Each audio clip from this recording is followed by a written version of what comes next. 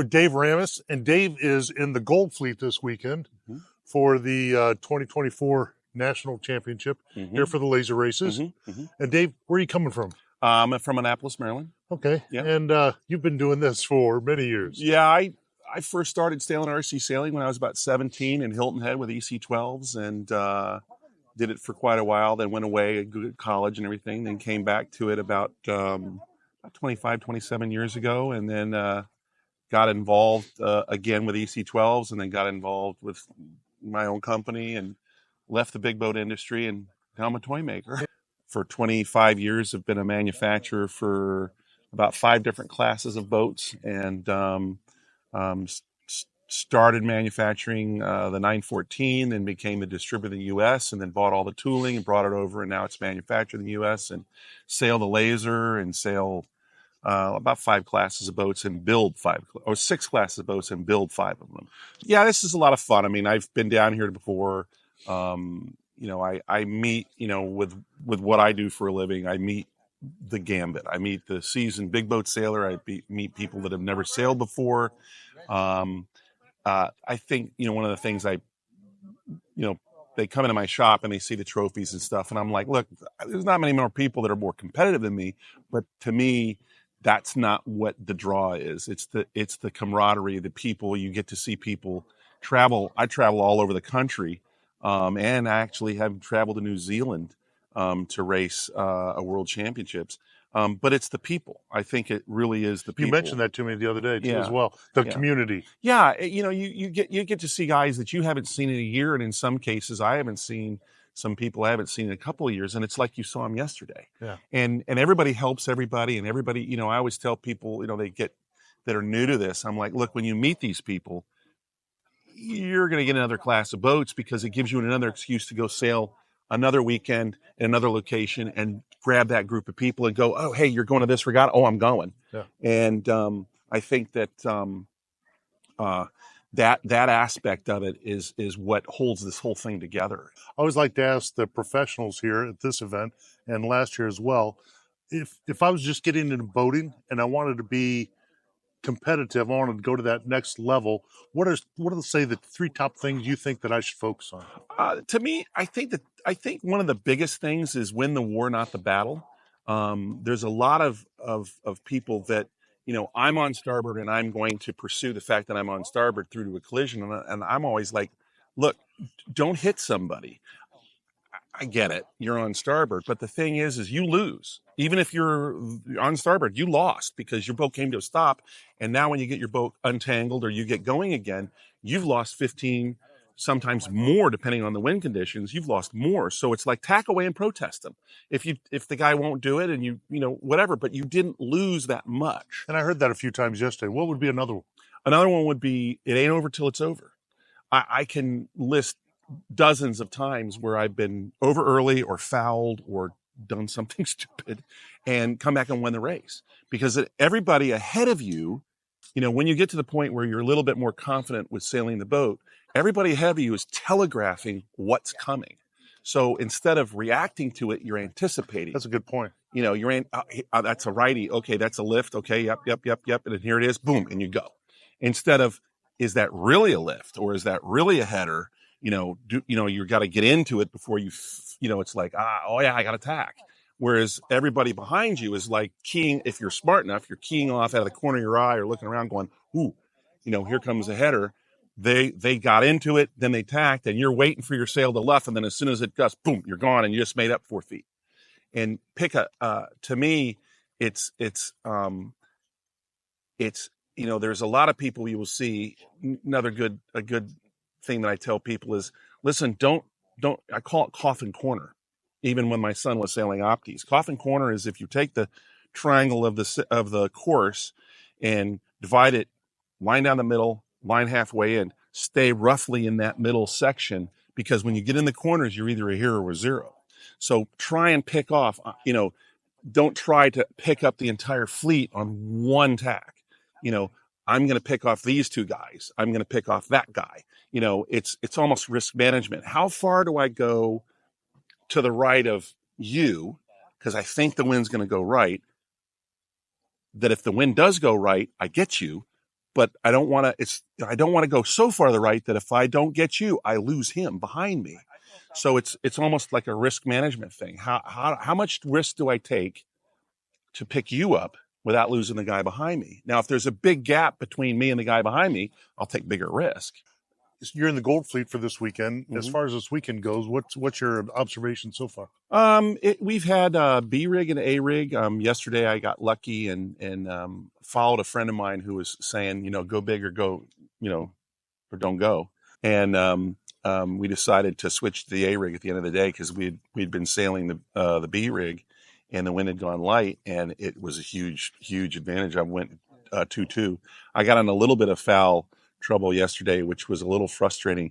But I think the problem we've been having this weekend is it's a little bit of subdued lighting, and when the marks get out there, especially if you're wearing sunglasses, it's difficult to get the depth perception.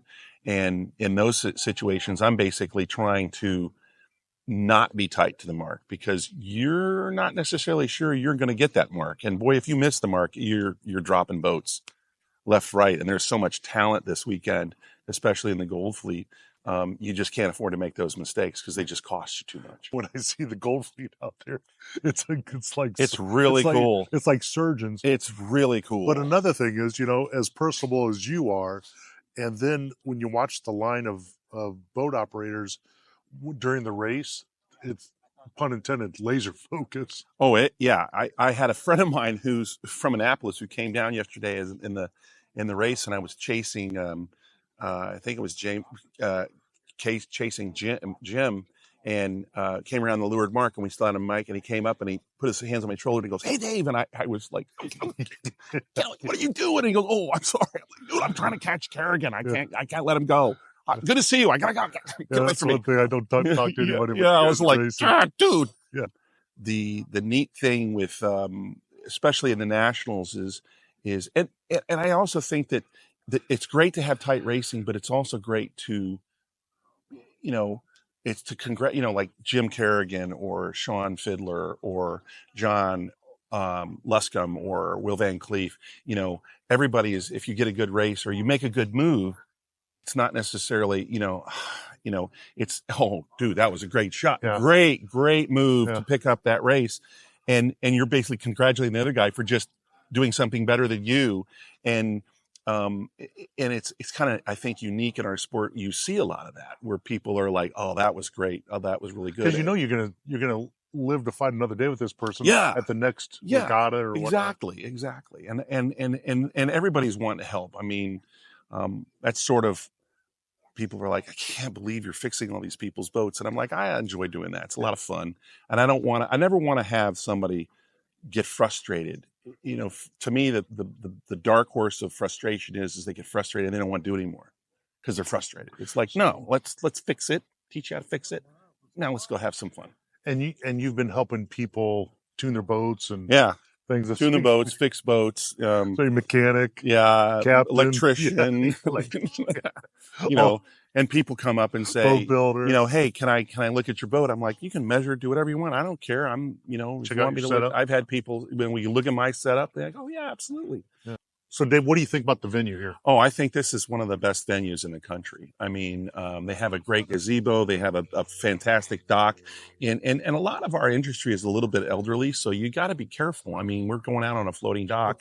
Yeah. But I mean, it's a fantastic venue. And I've been, they've been doing it for 20 years. And you don't see that. I mean, you've got a great path. You've got a gazebo.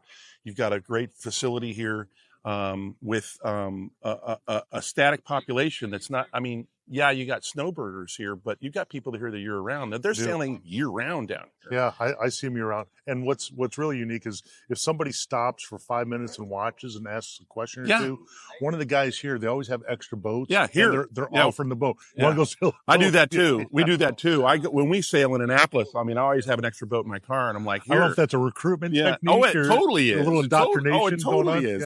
But I do think that it's a great venue. I think that the facilities here are. It's rare that you see, and this is a public facility, I believe. It is a public facility with this much support. And there's a couple more in Florida, but when you get out of Florida, you don't see it. I mean, we don't see it, but this has been done right. And the fact that we're elevated, and we do have a little bit of an older demographic of people sailing. The elevation makes it great to be able to see, and because we can park behind us, you don't have a long way to walk, and it is pretty neat. And the fact that you are elevated helps our older demographic with a little bit of a kind of like a stadium seating where you can see down on the boats rather than when you're down at the level of the boats. It's sometimes you can't see your boat, so it definitely helps. Well, it's been a pleasure meeting you. Yeah, thanks for the interview. My pleasure. I'm the Regional 2 director. We got a bunch of, clubs in our region. We're not the biggest region, but we also have the most regattas, more than any other 2 regions combined. And it's a tough job, and I need some help. So I called AMYA office and asked to speak to the Human Resources Department. And they gave me the Diversity, Equity, and the Inclusion Manager. And I said, no, I'm not dealing with that stuff. I want the best person for the job. Judy! So, Region 2 guys, who's the best person for this job? Judy! Come on, guys. Judy, come on down here. You get to sit in this chair right now. Oh, I love this. So, I've asked the most senior member of Region 2, Roger Baldwin, to help me with this presentation. Judy likes wearing badges. Hey, this is awfully big. This is your new badge. I guarantee she's going to wear this all day. Thank you, guys. Judy, congratulations. I'm with Todd Carrico, and Todd is in the Gold Fleet this weekend. Todd, can you tell me a little bit of something about yourself? Yeah, so I'm one of 3 Texas sailors here. We came in force to compete. I saw the shirts yesterday. Yeah, those are awesome. Yeah. We try and represent. You did. Yeah, it's been a lot of fun. Have you sailed here before, Marco? I have not. Heard a lot about it. It's my first time, and it certainly has not disappointed.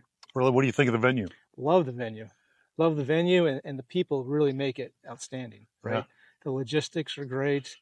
The water's big enough that it's fair racing. So any height you can get is a good thing, right? For the depth perception. Okay. And certainly for me, that makes all the difference. But we actually sail in a lot of ponds like this that are kind of a bowl, and you go down to the water. So I'm quite used to sailing 10 feet above the boat. Okay. How big is your club back in Texas?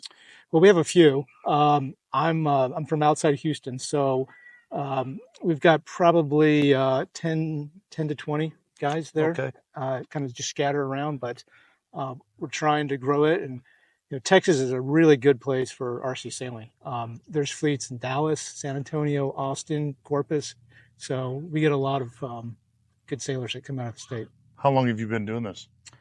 I've been doing RC sailing for maybe 5-6 years. We're fortunate enough to live with a lake behind us. So I can just throw the boats in after work and mess around for 20 minutes. And oh, nice.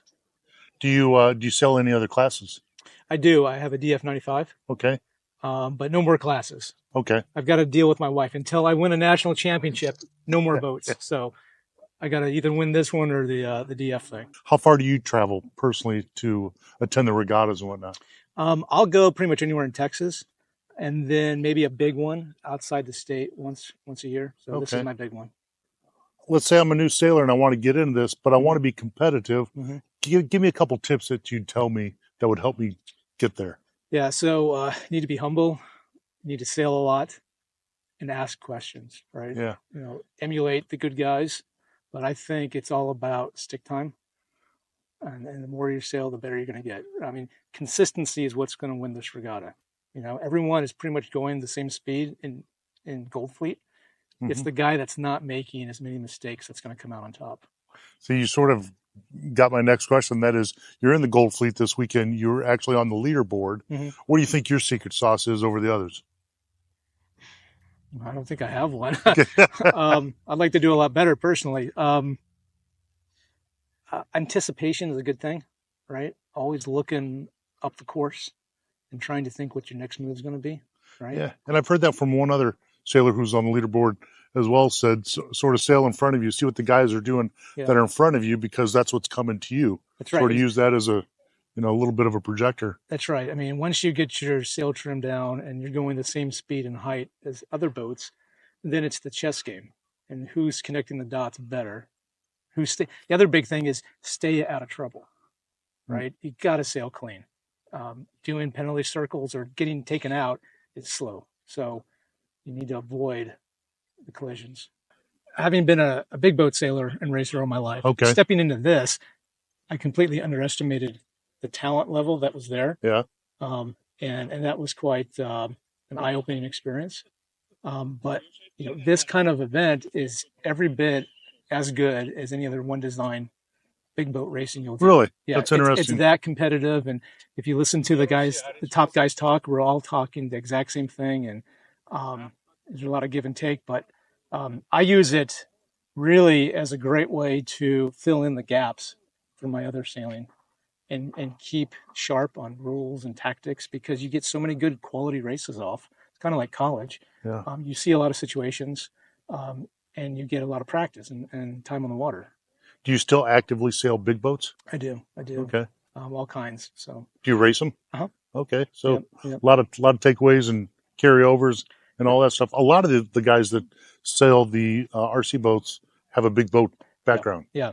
And I really use this to help sharpen my tactics, because you see so many situations, over the course of a weekend here, and it's the same thing. You can apply it to any size boat. Yeah. Any mark rounding is mark rounding, right? And starting is starting. So you go through those cycles and that mental process a lot more than you would on a big boat regatta.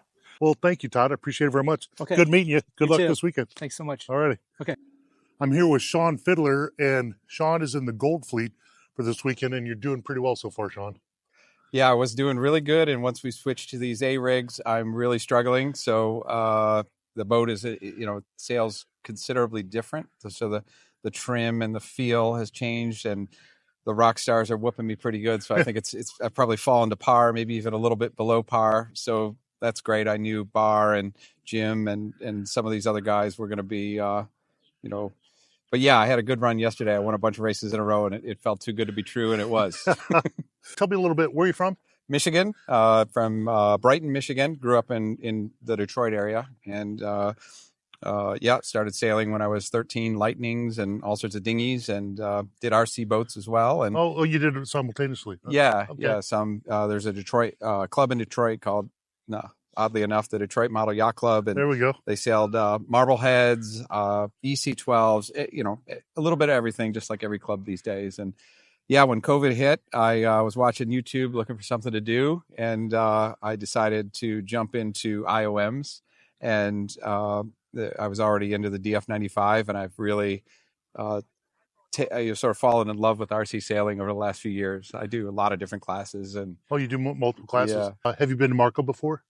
I've been to Marco Island before, never to sail, but when I saw this regatta was going to be down here, and I knew my schedule had me down here for some gliding events, I made sure that I could make this, because I knew this is going to be great, and it is. It's perfect. Marco Island is a beautiful place.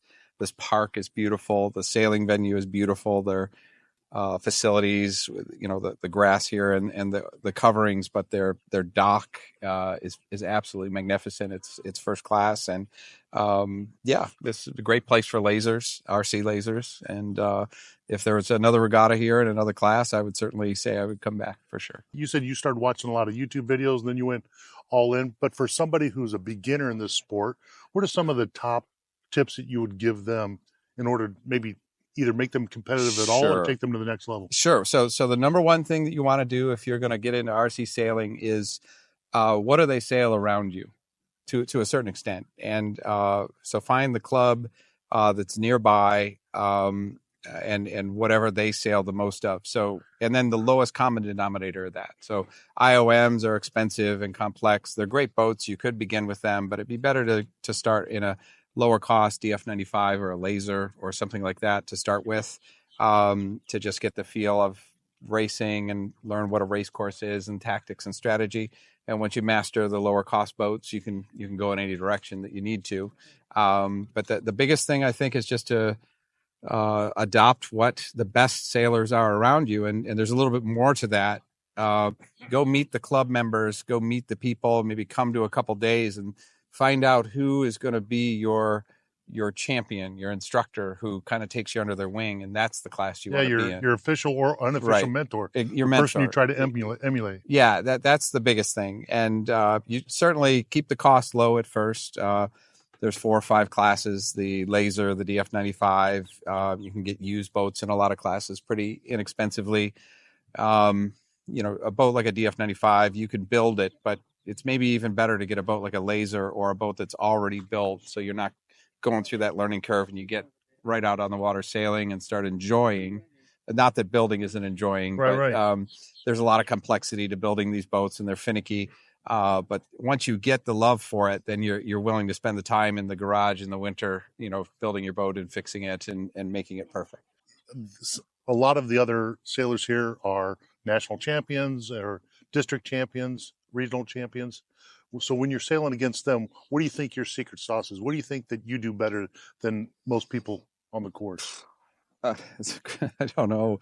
I think I have a very fast top gear. So when I get a good start and I get out ahead, like most of them, but maybe me a little better in some cases, I can do really well from the front. And I don't. So somehow how I manage risk and where I position the boat and just being comfortable out there. But yesterday was very steady. So it was easy for me to do that because I had a lot of very good starts and I also had pretty good boat speed. Now with the A-rig, when I'm getting pulled back into the middle of the fleet a little bit, suddenly you have much fewer options to escape and get into the best pressure. And often you can't go where you really want to go.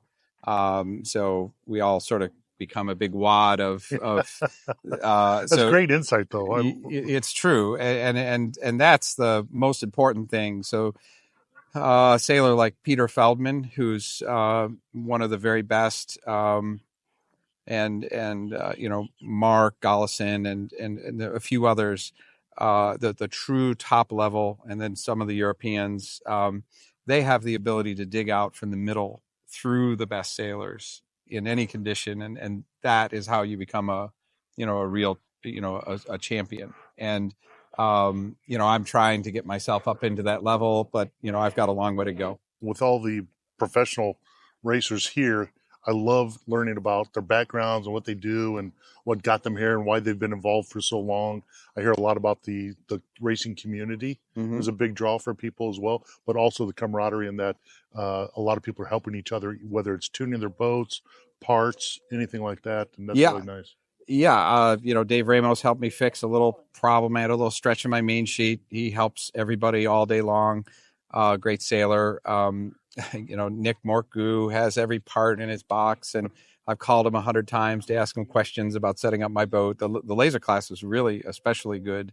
But generally, every class has their champion that you can call anytime, a mentor or a centerpiece to the class who's the expert who will help you.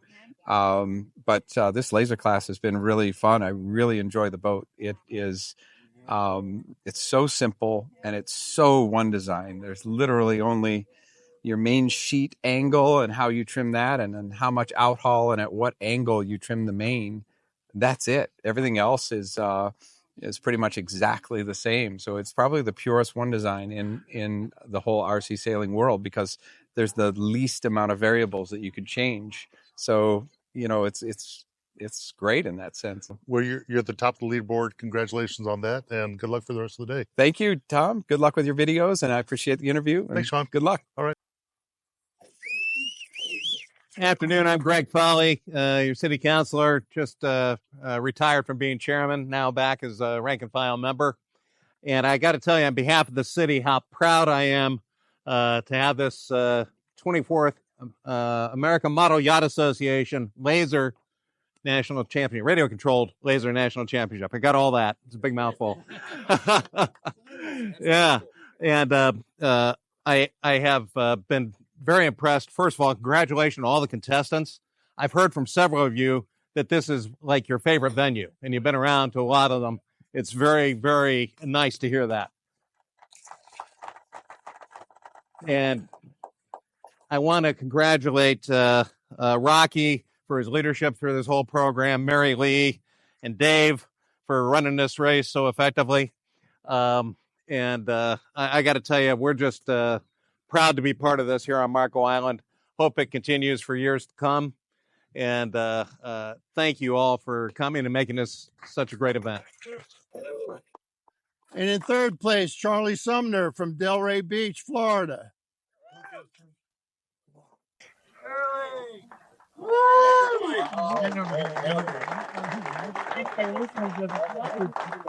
In second place, who I spent most of today coaching, is Miles. Always fun with you, Miles. Always fun. And in first place, also from South Jersey, but Deerfield, the Villages, with 62 points. He won by 8 points. John Santoro in first place. He's a past Commodore in the Save Yacht Club. Right. A little anecdote. John is a past Commodore of Ocean City Yacht Club in Ocean City, New Jersey, as is Rocky Cale. So they grew up sailing together in Ocean City. All right, in the gold plate.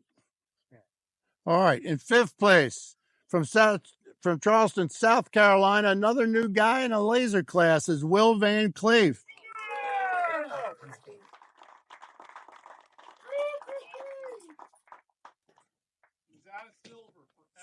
I'll shake your hand. Good, Jones. Got some hardware in your first regatta. In fourth place, from Queenstown, Maryland, or Arnold, Maryland is his hometown, is David Ramos.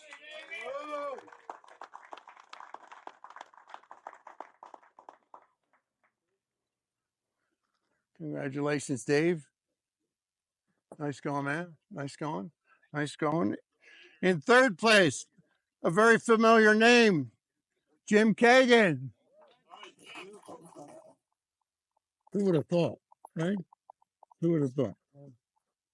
Good job, Jim. Good job. In second place, from Michigan, is Sean Fidler. Sean has 2 seconds in a laser national championship within 4 months of each other. He never sailed a laser before October of last year. Terrific sailing. And in first place, a familiar name here and in Florida, is Barr Batzer.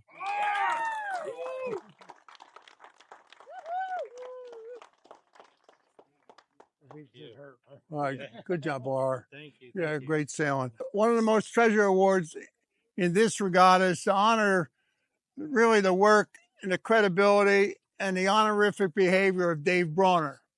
And we select an individual with the most Corinthian spirit in helping everybody and sailing with a Corinthian spirit, okay? And Glenn Calder is our winner, and we thank you for all your help. Come here. This is yours. Rough. Hand him that.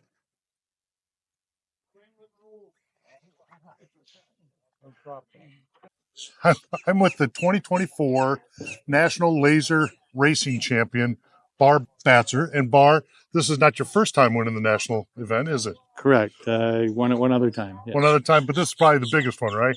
This was the most competitive I've been in so far, yes. So can you tell me a little bit about this weekend? It was a great competition. The competition was about the highest level I've seen in this class. And we had a little bit of light breezes, but it was fierce. I want the highest. I want to sail against the highest competition, but it sure did lead to a lot of anxiety. It was tough. It was a slugfest out there. Okay, so let's say I'm new to the sport and I'm talking to the national champion. What tips would you give me to either become competitive, or if I'm already a little competitive, I want to take it to the next level? Well, I would say getting into a group of guys, find a good group of guys and help each other get better. It's really hard to get better on your own. I would say if you get a nice group of guys, and you all help and share each other's secrets, and you guys all get better. That's how I did it, and most of the guys I sail with, that's how they do it. It's just getting in a good group of people. And that's the comment I hear throughout the group is it's all about the community, just a bunch of great guys. Yeah, I mean, And we girls. do this for fun. So I mean, if we can't enjoy the people we're doing it with, then why do it? You know, Right. It's like, so we really, I love our local group, and I love even when we see the guys from out of town, the Texas group, they showed up in force this year. It's great, a great group of guys. Do you have room on your wall at home for this, or would you like me to take it? Well, I think my son would like to see it. So Okay. And whose boat is that? I do not know, but they're in trouble now. It's not going to go anywhere now. Congratulations, Barr. Thanks. Can we do something else? Yep. Real quick? With this? No, don't need that. What's that? I'm going to hit record this time. Oh, no. Yeah. It wasn't recording? It wasn't. Oh, no. All right. No, hey, it's a one-man operation, and you get what you pay for. I get you.